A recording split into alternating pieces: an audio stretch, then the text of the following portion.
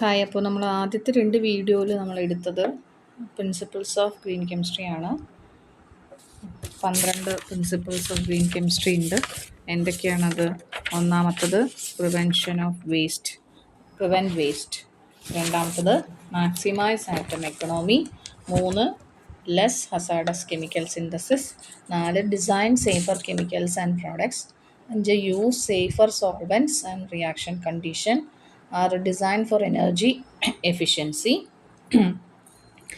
use of renewable feedstock, avoid chemical derivatives, use catalyst not stoichiometric reagents, designed for degradation, analyze in real time to prevent pollution, minimize the potential for accidents. ഇത് ഓരോ point പറയുമ്പോൾ അതിൽ നമ്മൾ connected ആയിട്ട് പറഞ്ഞ കാര്യങ്ങൾ ഓർമ്മയിൽ വരുന്നുണ്ട് എന്ന് ഞാൻ വിശ്വസിക്കുന്നു. ഒന്നുകൂടെ വായിച്ചു കഴിഞ്ഞാൽ നമുക്ക് കിട്ടും. ഓക്കെ, അപ്പോൾ ഈ ഒരു വീഡിയോയിൽ നമുക്കിതിൽ questions: why is it better to prevent waste than to treat or clean up waste after it has been created. ഈ പറഞ്ഞ ക്വസ്റ്റ്യൻസിനെല്ലാം ആൻസർ ടെക്സ്റ്റ് ബാക്കിലുണ്ട്, അത് നോക്കി പഠിക്കാം. ഈ ഒരു വീഡിയോയിൽ നമ്മൾ കൺസെപ്റ്റ് ഓഫ് ആറ്റം എക്കണോമിയാണ് നോക്കാൻ പോകുന്നത്. Okay, so we are using the term yield for a particular reaction which can be expressed as follow. അപ്പോൾ നമുക്ക് കോമൺ ആയിട്ട് നമ്മൾ yield എന്ന് പറയുമല്ലോ, reaction yield. Okay, reaction yield എന്ന് പറഞ്ഞാൽ എന്താ? അതെങ്ങനെയാണ് എക്സ്പ്രസ് ചെയ്യുന്നത്? Amount of the product formed. നമുക്ക് ആ റിയാക്ഷനിലൂടെ എത്ര പ്രോഡക്റ്റ് കിട്ടി, amount of product divided by theoretical amount of the product. Okay, theoretical amount of the product, theoretically കണ്ടുപിടിക്കുന്ന വാല്യൂ എത്രയാണ് അത് ഡിനോമിനേറ്ററിലും, നമുക്ക് റിയൽ ടൈമിൽ നമുക്ക് എത്ര എമൗണ്ട് കിട്ടി അത് ന്യൂമറേറ്ററിലും എഴുതുക. അതിൻ്റെ ഡിവൈഡ് ചെയ്ത ശേഷം 100 എടുത്തു കഴിഞ്ഞാൽ അതാണ് നമുക്ക് റിയാക്ഷൻ yield എന്ന് പറയുന്നത്. This could give us only the percentage of the desired product formed in a particular reaction. ഒരു പർട്ടിക്കുലർ റിയാക്ഷനിൽ എത്ര പെർസെൻറ്റേജ് ഓഫ് ഡിസൈർഡ് പ്രോഡക്റ്റ് കിട്ടി എന്ന് മാത്രമാണ് ഇത് തരുന്നത്. But there are other co-products, side products and other waste materials generated in a reaction. പക്ഷേ ഇതിൻ്റെ ഒപ്പം തന്നെ എന്താണ്, വേറെ കുറേ മെറ്റീരിയൽസ്, വേസ്റ്റ് പ്രൊഡക്ട്സും അൺവാണ്ടഡ് ആയിട്ടുള്ള കുറേ മെറ്റീരിയൽസ് എല്ലാം സൈഡിൽ കിട്ടുന്നുണ്ട്. അപ്പോൾ അത് ഇവിടെ എന്താവും, റിയാക്ഷൻ yield പെർസെൻറ്റേജ് കുറയാനും ചാൻസസ് ഉണ്ട്. ഓക്കെ, സോ അത് കണ്ടുപിടിക്കാനായിട്ട് വേറൊരു ടേമാണ് നമ്മൾ യൂസ് ചെയ്യുന്നത്. അതാണ് atom economy. Okay, Atom economy was proposed by Trost in 1991. Atom economy was proposed by Trost in 1991 to indicate the synthetic efficiency. Okay, so Trost ആണ് atom എക്കണോമിയെ കുറിച്ച് പറഞ്ഞത്. ആറ്റം എക്കണോമി എങ്ങനെ എക്സ്പ്രസ് ചെയ്യാന്ന് വെച്ച് കഴിഞ്ഞാൽ, as per him, atom economy can be given as with a form calculated with a formula that molecular mass of the desired product, നമുക്ക് ആവശ്യമായിട്ടുള്ള പ്രോഡക്റ്റിൻ്റെ molecular mass divided by the molecular mass of all products. നമുക്ക് ചിലപ്പോൾ ഒരു product ആയിരിക്കും, ചിലപ്പോൾ ഒന്നിലധികം product കിട്ടാം. ആ ഒന്നിലധികം പ്രോഡക്റ്റിൽ നമുക്ക് ആവശ്യമായിട്ടുള്ള പ്രോഡക്റ്റിൻ്റെ molecular mass divided by molecular mass of the all product, എല്ലാ പ്രോഡക്റ്റിൻ്റെയും molecular mass. Okay, into 100%. So 100ലേക്ക് കൺവേർട്ട് ചെയ്യുമ്പോൾ അതിൻ്റെ പെർസെൻറ്റേജ് കിട്ടും. So atom economy thus taken in to account all the products, unused reactants, reagents, solvents etcetera and is a wider concept. ഇത് നമുക്ക് ഓരോ type of റിയാക്ഷനിൽ എങ്ങനെയാണ് ആറ്റം എക്കണോമി കാണാമെന്ന് നോക്കാം. ഓക്കെ, നമുക്ക് ഈ ഒരു റിയാക്ഷൻ അറിയാലോ, അഡിഷൻ റിയാക്ഷൻ. ഇവിടെ ഒരു അൺസാച്ചുറേറ്റഡ് ഹൈഡ്രോ കാർബൺ ആണ് propene, CH3CH2 double bond CH2 plus Br2 bromine. Br2 add ചെയ്യുമ്പോൾ ഈ ഡബിൾ ബോണ്ട് ബ്രേക്ക് ആവും, അത് സിംഗിൾ ബോണ്ട് ആവും. എന്നിട്ട് ഈ രണ്ട് ബ്രോമിനും ഓരോ കാർബണിൽ ഡബിൾ ബോണ്ട് അറ്റാച്ച്ഡ് ആയിരിക്കുന്ന 2 കാർബണിൽ അറ്റാച്ച്ഡ് ആവുന്ന പ്രോസസ്സാണ്. ഇതാണ് അഡിഷൻ റിയാക്ഷൻ. അതൊരു സാച്ചുറേറ്റഡ് ആയിട്ട് മാറുന്നു. സോ 1,2 ഡൈബ്രോമോ പ്രൊപ്പൈൻ ആവുന്നു. ഓക്കെ, ഇനി ഡി Alders reaction involving cyclo addition. This is also addition reaction. ഇത് ഇങ്ങനെ ആഡ് ആവുന്നത്. ഇനി സൈക്ലിക് സ്ട്രക്ചർ, സൈക്ലിക് ആയിട്ട് ആഡ് ആവുന്നത് സൈക്ലോ അഡീഷനും ഉണ്ട്. അതാണ് ഡി ആൽഡർ റിയാക്ഷനിൽ ഇൻവോൾവ് ചെയ്തിരിക്കുന്നത്. സോ അതും എന്താണ്, ഒരു അഡീഷൻ റിയാക്ഷൻ ആണ്. അതിനുള്ള എക്സാമ്പിൾ ആണ് ഒരു 1,3-ബ്യൂട്ടാഡൈനും എത്തീനും ഈ രീതിയിൽ അറേഞ്ച് ചെയ്താൽ ഒരു എത്തീനും 1,3-ബ്യൂട്ടാഡൈനും വരികയാണെങ്കിൽ അത് ഫൈനലി നമുക്ക് എന്ത് കിട്ടും, സൈക്ലോഹെക്സീൻ കിട്ടും. ഇനി ഇതിൻ്റെ നമ്മൾ നോക്കുകയാണെങ്കിൽ ആറ്റം എക്കണോമി കാൽക്കുലേറ്റ് ചെയ്ത് നോക്കുകയാണെങ്കിൽ മോളിക്കുലർ മാസ് ഓഫ് സൈക്ലോഹെക്സീൻ, നമുക്ക് സൈക്ലോഹെക്സീൻ്റെ ഫോർമുല എഴുതി അതിൻ്റെ ഓരോന്നിൻ്റെയും കാർബണിൻ്റെയും ഹൈഡ്രജൻ്റെയും വാല്യൂസ് എല്ലാം സബ്സ്റ്റിറ്റ്യൂട്ട് ചെയ്ത് എല്ലാം കണ്ടുപിടിക്കുന്നതാണ് മോളിക്കുലർ മാസ്. മോളിക്കുലർ മാസ് കണ്ടുപിടിക്കാൻ നമുക്കറിയാലോ, കാർബണിൻ്റെ അറ്റോമിക് മാസ് 12, ഹൈഡ്രജൻ്റെ 1. അപ്പോൾ എത്രയാണോ സൈക്ലോഹെക്സീൻ എന്ന് പറയുമ്പോൾ ഫോർമുല, അതിൽ എത്ര കാർബൺ ഹൈഡ്രജൻ ഉണ്ടെന്നെല്ലാം നോക്കി ആ ഫോർമുലയിൽ സബ്സ്റ്റിറ്റ്യൂട്ട് ചെയ്യുക. എന്നിട്ട് നമുക്ക് മോളിക്കുലർ മാസ് കിട്ടും. അപ്പോൾ സൈക്ലോഹെക്സീൻ്റെ molecular mass 82.143 gram per mole എന്നാണ് പറയുന്നത്. ഇത് ആക്ച്വലി മോളാർ മാസാണ്, ഒരു മോളിൻ്റെ മാസാണ്. Okay, then molecular mass of one three butadiene plus molecular mass of ethene.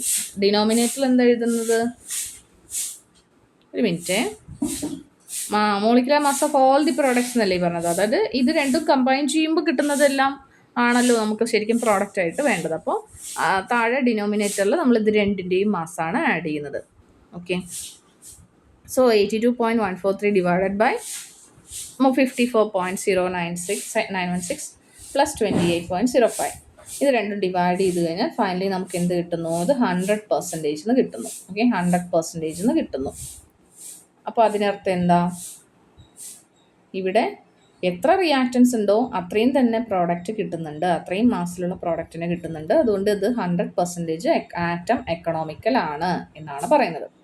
ഇനി അടുത്തത് നോക്കൂ, റീഅറേഞ്ച്മെൻറ്റ് റിയാക്ഷനിൽ ഇവിടെ എന്താ, ഏത് റിയാക്ഷനാണ് നടക്കുന്നത്, many such some of these rearrangements being pinacolone rearrangement, Beckmann rearrangement, Claisen rearrangement, Fries rearrangement, ഇതൊക്കെയാണ് different types of rearrangement reaction അറിയാവുന്നത് എന്ന് പറയുന്നു. ഇനി അതിൽ ക്ലെയ്സൺ റീഅറേഞ്ച്മെൻറ്റ് റിയാക്ഷനാണ് ഈ കാണിക്കുന്നത്. ഓക്കെ, അപ്പോൾ ഈ ഒരു കോമ്പൗണ്ട് ആക്ച്വലി ഞാനും ഇത് ആദ്യമായിട്ടാണ് പഠിക്കുന്നത്, അതുകൊണ്ട് എനിക്ക് ഈ ഒരു കോമ്പൗണ്ടിൻ്റെ പേര് അറിയില്ല, അത് നിങ്ങൾ ക്ഷമിക്കണം, ഞാനും കണ്ടെത്തട്ടെ. ഈ ഒരു കോമ്പൗണ്ട് 200 ഡിഗ്രി സെൽഷ്യസിൽ ഹീറ്റ് ചെയ്യുമ്പോൾ ഇങ്ങനെ ഒരു പ്രോഡക്റ്റാണ് കിട്ടുന്നത്. ഓക്കെ, അപ്പോൾ ഇവർ ആസ് പെർ ആറ്റം എക്കണോമി ഇത് രണ്ടും വാല്യൂ 134.18 ആണ് തന്നിരിക്കുന്നത്. ഡിവൈഡ് ചെയ്യുന്ന സമയത്ത് 100% കിട്ടും. അപ്പോൾ ഈ ഒരു റിയാക്ഷനും 100% റിയാക്ഷൻ ആണെന്നാണ് കിട്ടുന്നത്. ഓക്കെ, ഒരു മിനിറ്റ്. ഓക്കെ, ഞാൻ ഗൂഗിളിനോട് ചോദിക്കാൻ പോയതാണ്. ആക്ച്വലി എനിക്കിതിൻ്റെ പേര് കിട്ടിയില്ല. നമ്മളിതിൽ മോളിക്കുലർ മാസ് കണ്ടുപിടിക്കാൻ ഈ ബോണ്ടിൻ്റെ അവിടെ എത്ര കാർബൺ ഉണ്ട്, ഹൈഡ്രജൻ ഉണ്ട് എന്നുള്ളത് ഒരു ഐഡിയ നമുക്ക് ഉണ്ടാവുമല്ലോ. ഈ ഒരു ബോണ്ട് ലൈൻ കാണിക്കുന്നതിൽ എന്തൊക്കെ ഉണ്ടാവും എന്നുള്ളത് അത് വെച്ചിട്ട് വേണം നമ്മൾ കാൽക്കുലേറ്റ് ചെയ്യാൻ.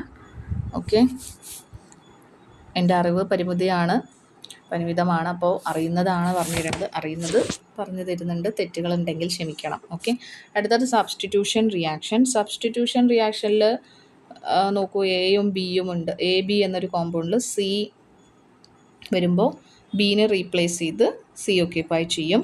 So involvement of replacement of an atom or group of atom by another atom. Here the displaced atom B is not utilized or is not a part of the final product. ഇപ്പോൾ final പ്രോഡക്റ്റിൽ B ഇല്ല, decide product A C ആണ്. അങ്ങനെയെങ്കിൽ the atom economy will be less than 100%. Atom economy less than 100% ആയിരിക്കും. Example, എസ്റ്ററിനെ അമൈഡാക്കി മാറ്റുകയാണ് CH3NH2ൻ്റെ കൂടെ. Okay, ethyl പ്രൊപ്പനോയേറ്റും മെത്തിലമിനും ചേരുന്നു. ഈഥാൽ പ്രൊപ്പനോയേറ്റും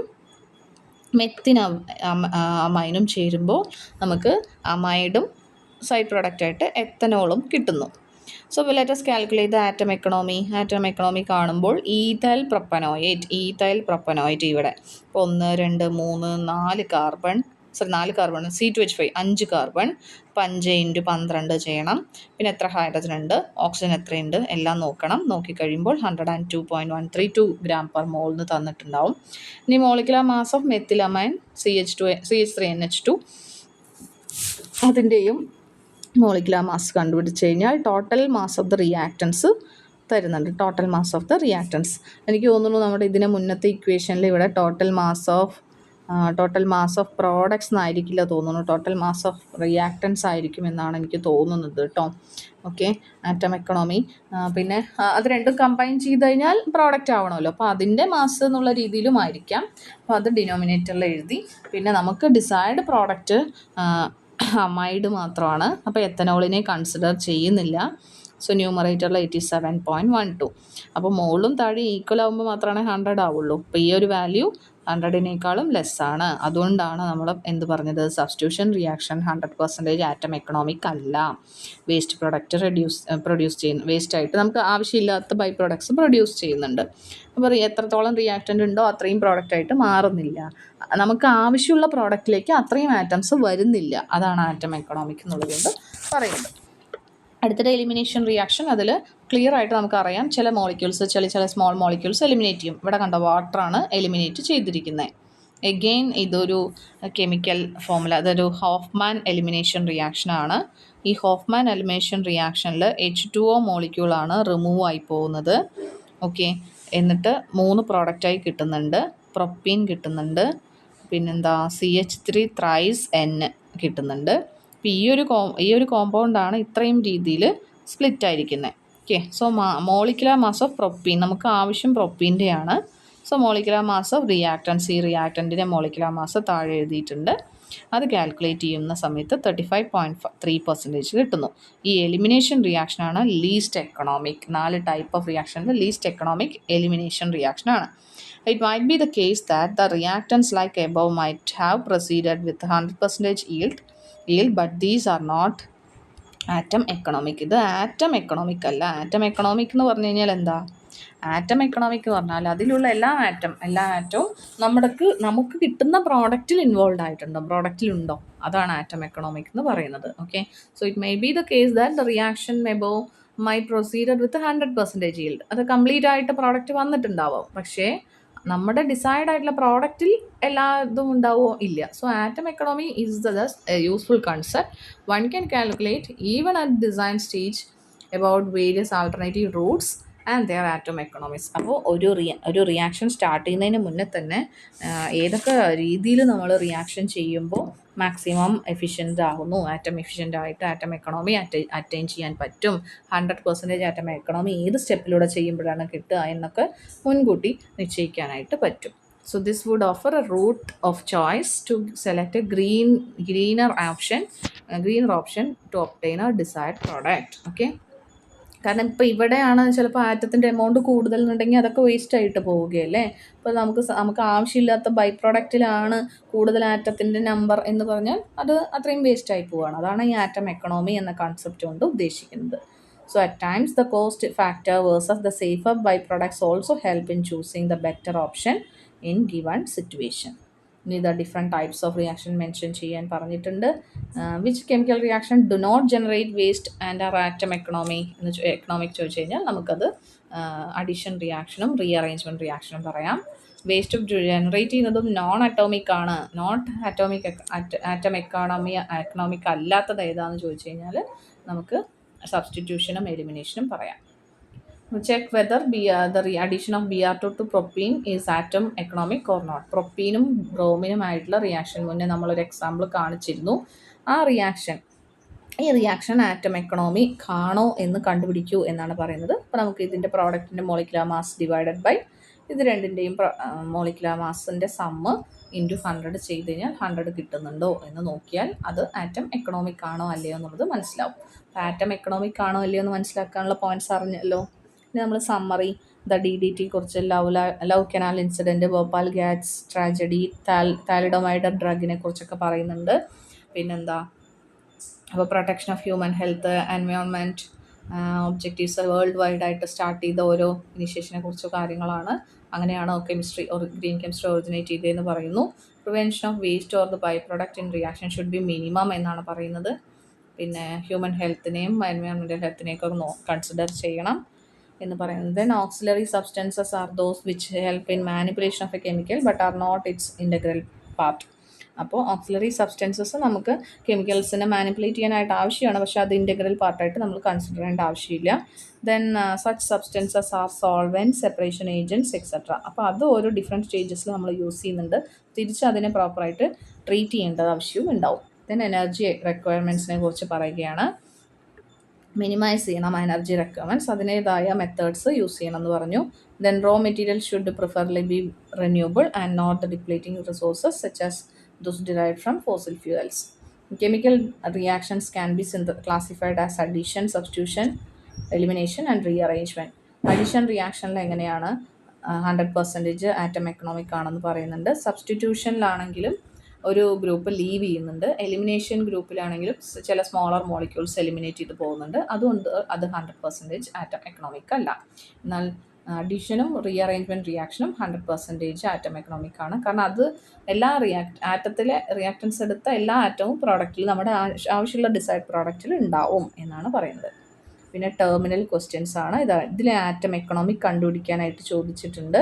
atom economic കണ്ടുപിടിക്കാനായി ചോദിച്ചത് നമുക്ക് അതിൽ ആൻസർ ഉണ്ടോയെന്ന് നോക്കാം. ഇൻടെക്സ്റ്റ് ക്വസ്റ്റ്യൻ്റെ ആൻസേഴ്സ് എല്ലാം ഇവിടെ ഉണ്ട്, അത് നോക്കി പഠിച്ചാൽ മതി. ഇതാണ് നമ്മുടെ ആവശ്യമായിട്ടുള്ളത്. പിന്നെ മോളിക്കുലർ മാസ് ഓഫ് റിയാക്റ്റൻസ് തന്നിട്ടുണ്ട്. കണ്ടുപിടിക്കുമ്പോൾ 50% ആണെന്ന് വന്നു. സോ റിയാക്റ്റൻസിൻ്റെ എല്ലാ മാസും കൂടെ ആഡ് ചെയ്യണം. അതാണ് ഡിനോമിനേറ്ററിൽ, ആവശ്യമായതിൻ്റെ ന്യൂമറേറ്ററിൽ. ഓക്കെ, ഈ ക്വസ്റ്റ്യൻ്റെ ആൻസേഴ്സൊക്കെ നമുക്ക് സൗകര്യം പോലെ വായിച്ച് പഠിക്കാവുന്നതാണ്. ഓക്കെ, അപ്പോൾ നമ്മുടെ ഫസ്റ്റ് യൂണിറ്റ് ഇവിടെ കഴിഞ്ഞിരിക്കുകയാണ്. Thank you. മനസ്സിലായി എന്ന് ഞാൻ വിശ്വസിക്കുന്നു. Okay, by.